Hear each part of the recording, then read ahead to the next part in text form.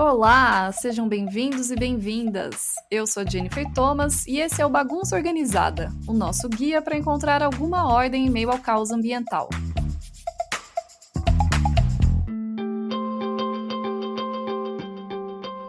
Nos últimos anos, os jovens assumiram o papel de protagonistas no debate sobre mudanças climáticas.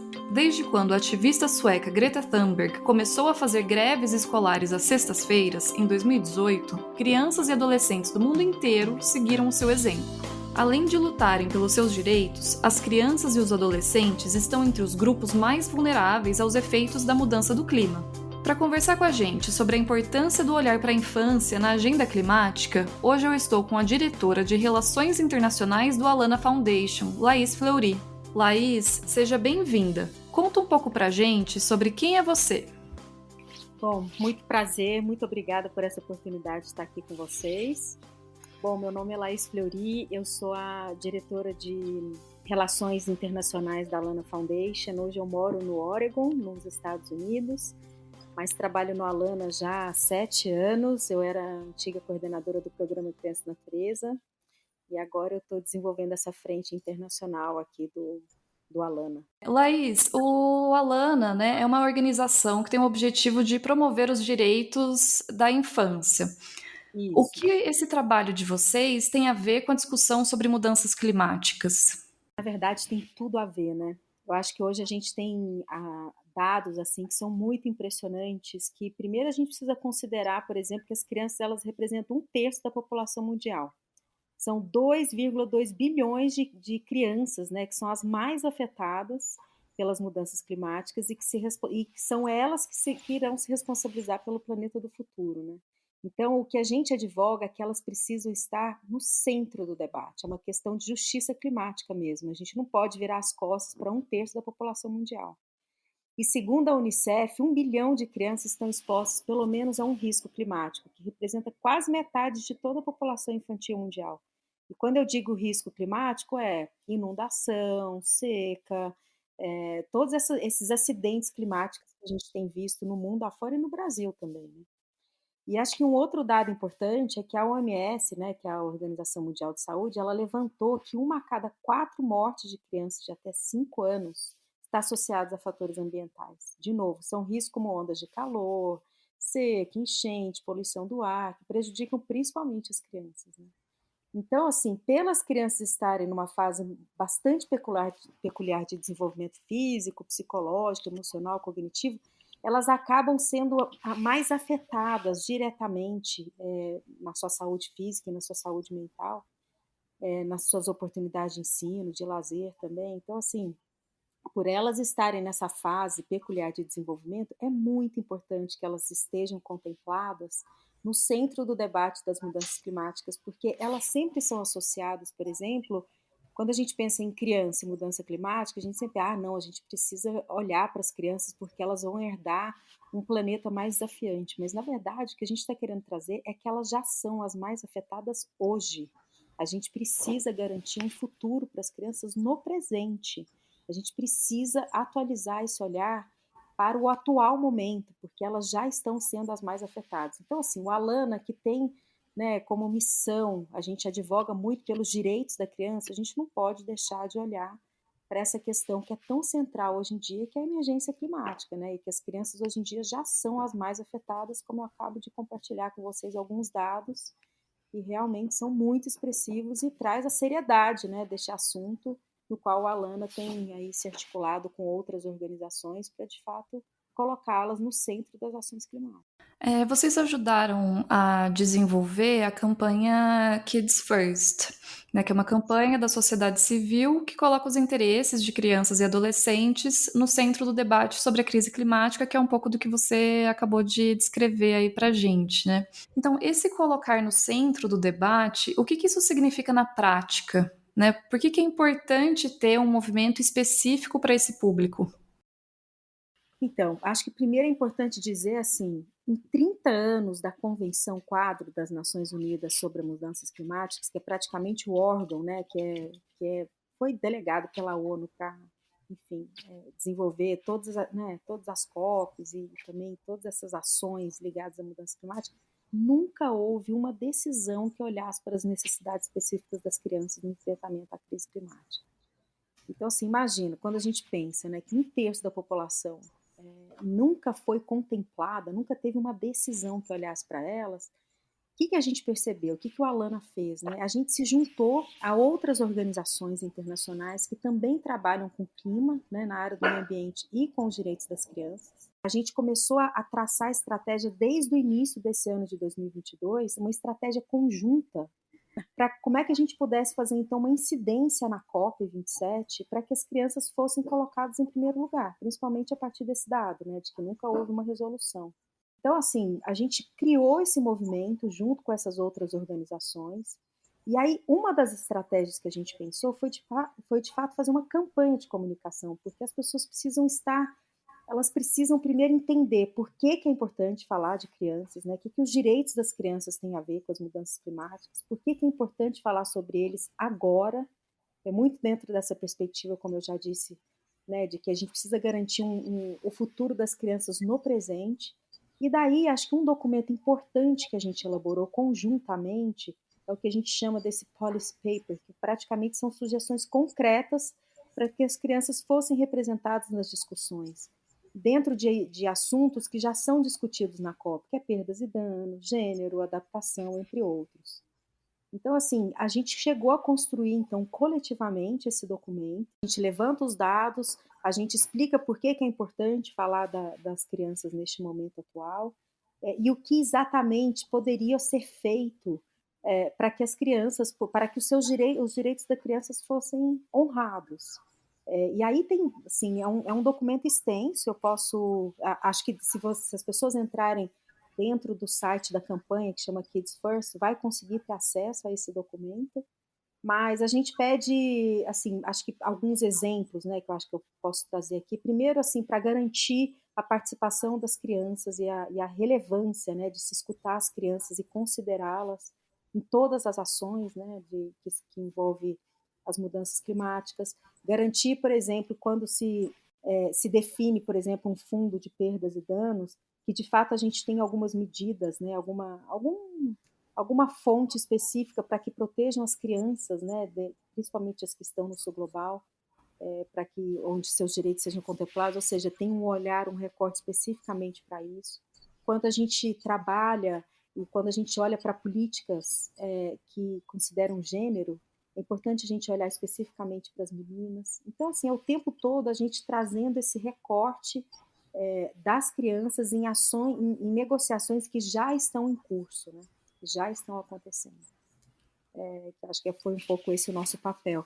E algo que eu acho que eu posso trazer aqui também, assim, é que o nosso objetivo é que essas ações, esse olhar mais holístico para as ações climáticas sensíveis das crianças, é o que a gente está chamando de plano de ação para as crianças, né? Que em inglês a gente chama de Children's Action Plan, que é exatamente garantir que essas ações que protegem os direitos da criança, elas sejam perenes, né? Não seja apenas na COP27, mas que esteja contemplado de uma forma perene e holística em todas as negociações que se referem às mudanças climáticas, para que as crianças estejam. Então, é um instrumento que a gente está querendo, que a gente está desenvolvendo, para que os Estados partes tenham essa consciência, né, da importância de contemplar os direitos das crianças e que elas possam ser consideradas e serem colocadas no centro desse debate. Acho que um pouco do que você já trouxe também, né? Mas quando a gente vê os jovens, né, tendo papel de destaque nas conferências, em manifestações,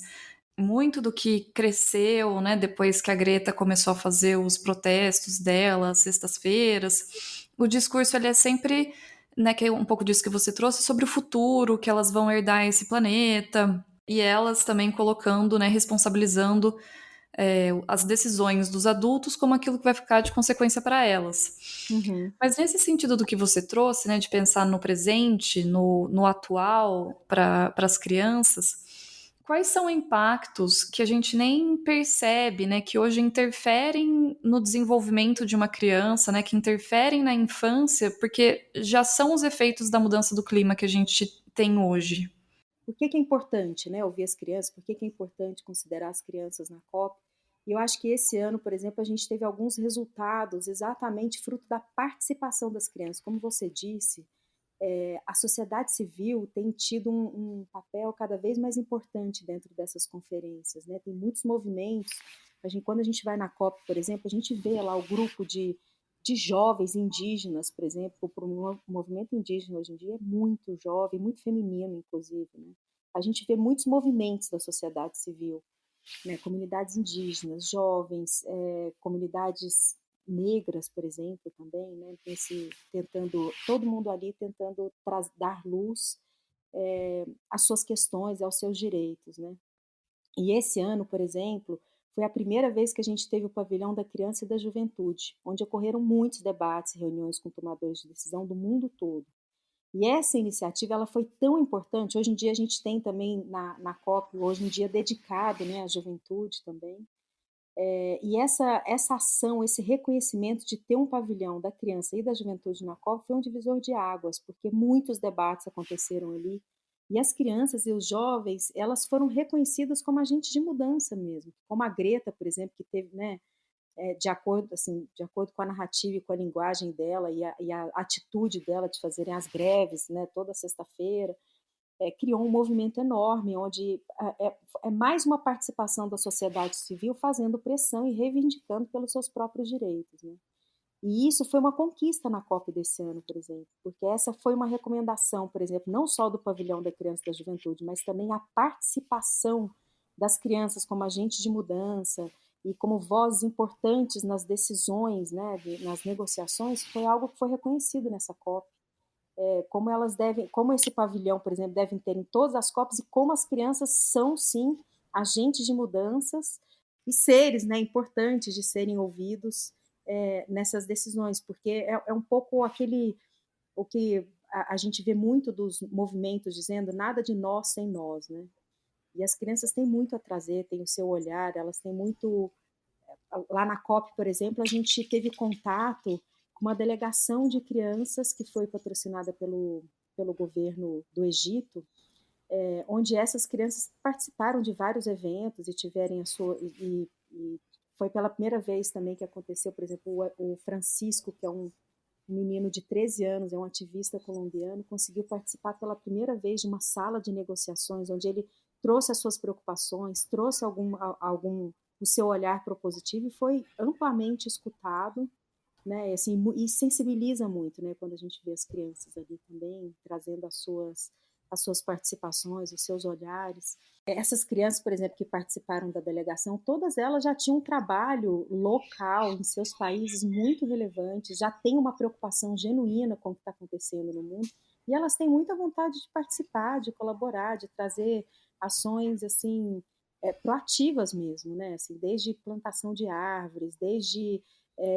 transformar, por exemplo, um trabalho que o Francisco, de novo, que ele faz, que é super importante, ele lançou um livro na COP falando, olha, se você quer entender mais sobre mudanças climáticas, pergunte para mim, porque ele sabe, né, assim, ele tem a linguagem, ele sabe dialogar com as crianças, então, assim, acho que é um pouco, muito assim, de representatividade mesmo, das crianças estarem ali falando por elas, delas trazerem o olhar delas, e elas também trazendo de que elas também elas também já fazem ações que provocam mudanças hoje e elas têm o seu pensamento crítico que elas gostariam muito de compartilhar, né? As crianças e os jovens já trazem soluções relevantes por outro lado, também as crianças que não podem estar ali, que não são representadas, porque as crianças, né, principalmente as da primeira infância, por exemplo, não necessariamente elas têm a oportunidade de estar na COP, ou inclusive até deveriam estar na COP, né? Mas que tenham mais adultos, né, sensibilizados, que eles estejam mais conscientes dos seus direitos para que eles possam ser honrados ali na COP. Então, acho que o que eu posso compartilhar com você é que nessa COP, acho que um dos resultados que a gente teve foi esse reconhecimento, né, da importância de se ouvir as crianças e reconhecer que elas têm um papel importante, né, de atuação, a importância do vínculo das crianças, porque acho que é interessante compartilhar que tem uma pesquisadora que chama Luísa Schaula, que ela fez uma pesquisa com todos os ambientalistas, né, não todos, mas assim, muitos ambientalistas, para entender por que eles tomaram essa decisão na vida de cuidar do meio ambiente. E o que eles tinham em comum era esse amor, né, esse vínculo afetivo com a natureza na infância. Então, como esse vínculo da criança com a natureza, como ele também é uma estratégia de mitigação das mudanças climáticas muito fortes, porque se a gente só cuida daquilo que a gente ama, né? Então, é importante também trazer essa dimensão, e agora a gente tem esse reconhecimento, né, de que o direito a um ambiente saudável é também um direito das crianças, é um direito humano, né, de que quando a gente fala de mudanças climáticas, de direitos de conservação, a gente também está falando de direitos humanos. E essa perspectiva na COP hoje em dia, e nessa pauta de mudanças climáticas, ela é muito evidente, né, então, o que a gente chama de justiça climática, né? Como os acidentes climáticos hoje em dia têm afetado diretamente aos direitos, né, das crianças e os direitos humanos. Então, eu acho que vai um pouco, muito nessa linha, assim, sabe, do reconhecimento da participação delas, de reconhecimento de que elas também são agentes de mudança e de que a crise climática é também uma crise dos direitos da criança, né? E que então a gente precisa dar vez e voz a elas e participação e escutá-las também. E esse foi um resultado que a gente conseguiu, acho que com todo esse movimento, essa articulação desse movimento internacional do Children's First Climate Movement, e com essa campanha também do Kids First, a gente conseguiu trazer essa importância e conseguiu conquistar um lugar para que as crianças de fato tenham o seu papel ali reconhecido e honrado. E nesse sentido do que você comentou, né, sobre ter os adultos sensibilizados, Uhum. porque é importante que as crianças sejam ouvidas, que elas tenham voz, que elas tenham lugar, mas elas não são as responsáveis por mudarem a política, né? Assim, elas têm o papel delas, mas que ele também é limitado, né, pela forma como a sociedade funciona, né? Como fazer também, construir essas pontes, vindo as crianças, né, sempre reconhecendo o lugar delas, mas quem tem que transformar mesmo são os adultos. Então, como que vocês fazem esse trabalho? Exatamente, assim, com essa comunicação, né, assim, por exemplo, essa campanha teve um papel super importante, né, de trazer os dados, porque eu acho que o que acontece hoje em dia é que não tem essa lente da infância ainda, as pessoas não associam ainda a crise climática com os direitos da criança. Então, por exemplo, acho que um trabalho prévio que a gente fez, porque assim, a gente chega na COP, mas em novembro, mas a gente está trabalhando para chegar na COP desde o início do ano, né? E daí teve toda uma estratégia de primeiro elencar quais são os dados que comprovam que as crianças são as mais impactadas hoje. Por que é importante falar das crianças, dos direitos da criança? Por que é importante associar os direitos da criança às mudanças climáticas e incorporar os direitos nas negociações climáticas? Por que é importante colocar as crianças no centro do debate? Quando a gente traz esses dados e comunica esses dados e compartilha, você já cria um senso de urgência. E um trabalho que a gente fez esse ano junto com esse movimento foi exatamente esses eventos pré-COP, de convidar organizações, de profissionais, de especialistas que já trabalham dentro dessa temática das mudanças climáticas, trazer a lente da infância dentro desse contexto. Então, a gente teve, por exemplo, reuniões de briefing com negociadores que vão participar da COP, exatamente para compartilhar, então, quais são os dados que comprovam isso, quais são os e o que a gente está pedindo, né? Quais são as nossas solicitações, entendeu? E são solicitações, assim, desde que, sim, a gente precisa honrar, a gente precisa reduzir drasticamente as fontes de emissão de gases de efeito estufa, porque a poluição do ar, por exemplo, afeta as crianças muito mais drasticamente, vamos dizer assim, exatamente porque elas são pequenas, elas estão em desenvolvimento físico, todo o impacto da poluição do ar acaba tendo um desgaste físico nas crianças muito maior. Tem uma questão também assim de que é muito importante a gente cortar os combustíveis fósseis das nossas matrizes energéticas, porque a gente precisa garantir, né, um mundo, um futuro mais sustentável para as crianças. A gente precisa investir mais em tecnologias sustentáveis. A gente precisa zerar o desmatamento nos biomas, em especial no Brasil, porque as crianças têm direito a um ambiente mais saudável e mais equilibrado. A gente precisa mudar o modelo de consumo da nossa sociedade, que é totalmente baseado numa economia que associa a natureza como algo predatório, a gente precisa investir mais em bioeconomia, por exemplo. Então, assim, para além da gente mitigar essas questões climáticas, a gente também precisa adaptar. Então, hoje, quando a gente olha, por exemplo, para as escolas, como é que as escolas hoje podem se tornar escolas saudáveis, que têm estruturas mais sustentáveis, que dão oportunidade para as crianças nutrirem os seus vínculos com a natureza, por exemplo, para que elas possam também se apropriar desse movimento cada vez mais. Como é que as crianças, a pauta da educação hoje em dia, em termos de nas mudanças climáticas, é super importante. Como é que a gente vai preparando as crianças e trabalhando, dando ferramentas para elas criarem um senso crítico, para elas se alfabetizarem dentro dessa temática, para que elas possam ter hábitos mais sustentáveis, vamos dizer assim. Então, acho que tem todo um movimento que a gente fez pré-COP, vamos dizer assim, de ter reuniões com organizações, com negociadores, com pessoas influentes que trabalham dentro dessa pauta das mudanças climáticas, mas que não têm o olhar da infância, onde a gente então traz esses dados, traz esse senso de urgência. E daí, qual que é o nosso pedido? Onde você estiver, seja qual for a sua pauta, seja qual for a sua área de atuação, traga a perspectiva da criança, traga os direitos da criança para que eles sejam honrados, para que eles sejam incorporados. Então, acho que tem um trabalho muito assim de comunicação e de advocacy mesmo, de participar de uma agenda já existente, né? Por exemplo, então, vamos até a COP, né, onde está acontecendo todas as negociações, vamos até a COP 15, que é a COP da biodiversidade, onde a gente traz a importância de se garantir um ambiente equilibrado e biodiverso para as crianças, como é que isso impacta, né, no desenvolvimento delas.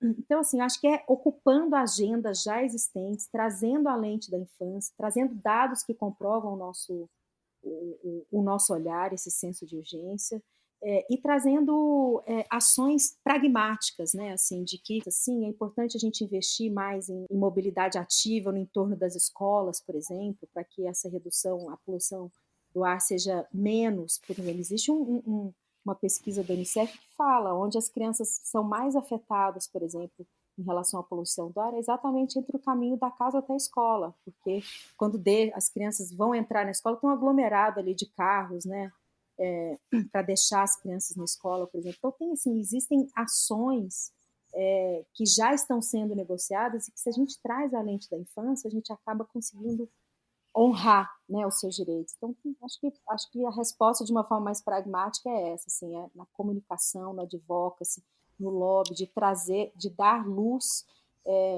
à importância dos direitos, de honrar os direitos das crianças dentro dessa pauta das ações climáticas. E aí, pensando também, né, nessa comunicação pela perspectiva das crianças, porque um termo, né, assim, uma nova questão que começou a crescer é a da ecoansiedade, né? As Isso. crianças com muito medo, talvez não entendam ainda, né, essa noção de tempo, como as coisas vão acontecer no futuro, né? Então gera esse medo, gera essa ansiedade nelas. Então, como também calibrar, né, essa forma de explicar para elas o que é a mudança climática e como que isso vai interferir na vida delas? Exatamente. Então, aí eu trago para você, Jennifer, assim, a importância do vínculo. Existe esse pesquisador também que chama David Sobel, ele fala, a gente não deveria falar com as crianças sobre mudanças climáticas, sobre, né, essa urgência climática, antes da gente garantir que elas têm um vínculo afetivo com a natureza.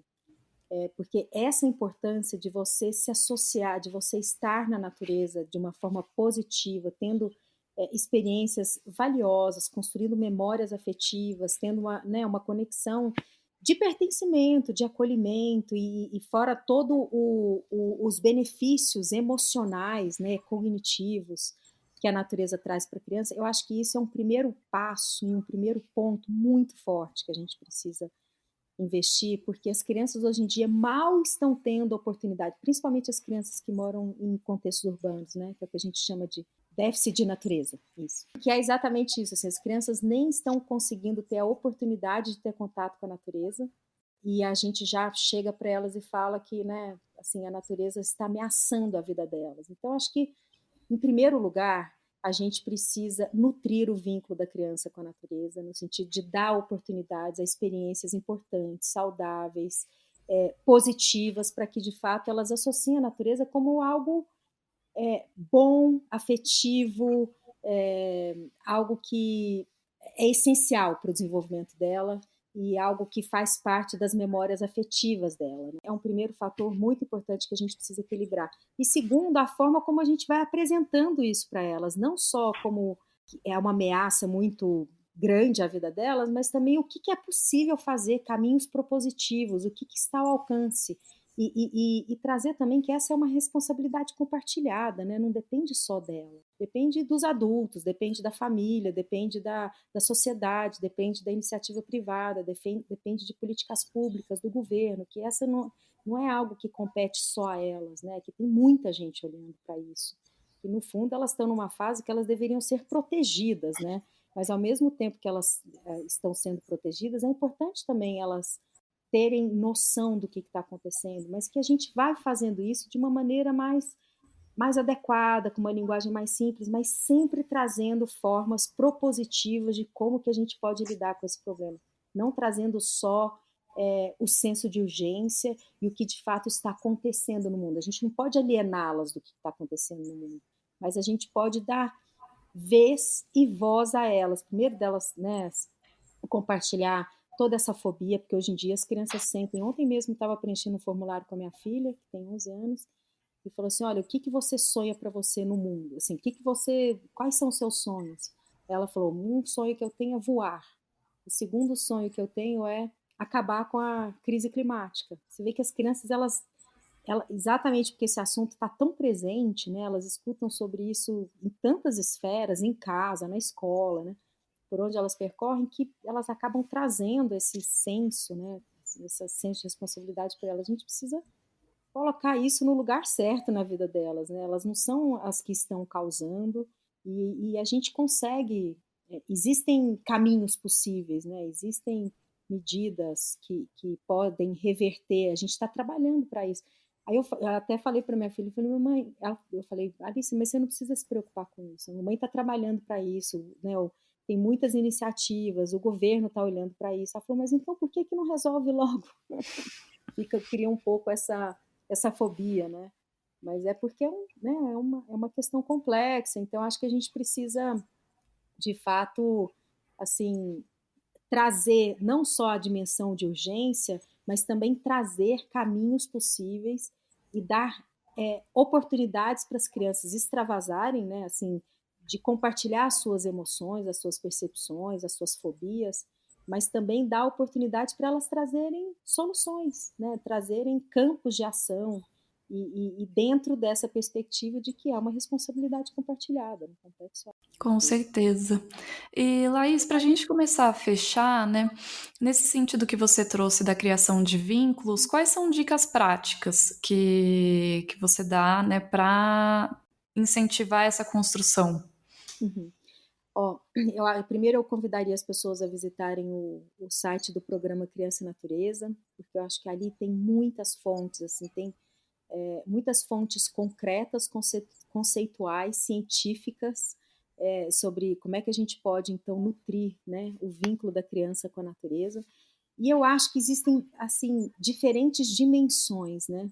Eu acho que primeiro a gente precisa, por exemplo, é o que a gente chama de desemparedamento da infância, né? Então, assim, ter escolas que tragam mais natureza para os seus pátios escolares, promovam ações dentro do seu currículo, né? Onde a criança aprenda com e na natureza, né? Então, onde ela não só esteja desemparedada, mas que a natureza ela seja base do seu currículo, né? Ela esteja contemplada no seu currículo, onde ela tenha mais oportunidade de aprender ao ar livre e tenha mais oportunidade de brincar na natureza. A gente precisa de cidades mais verdes, cidades mais amigas da criança, então cidades que de fato ofereçam, por exemplo, estímulo à mobilidade mais ativa, as escolas sejam também uma referência, por exemplo, que é o que a gente chama de escolas saudáveis, né, onde elas tenham não só as escolas, mas as cidades também tenham estruturas mais sustentáveis, mais verdes, né, onde aumente a possibilidade, o número de áreas verdes para as crianças poderem brincar na cidade, né, para que elas tenham acesso. A gente precisa, por exemplo, de toda uma área médica, de toda a área de saúde, que reconheça a importância do contato com a natureza para o desenvolvimento integral das crianças.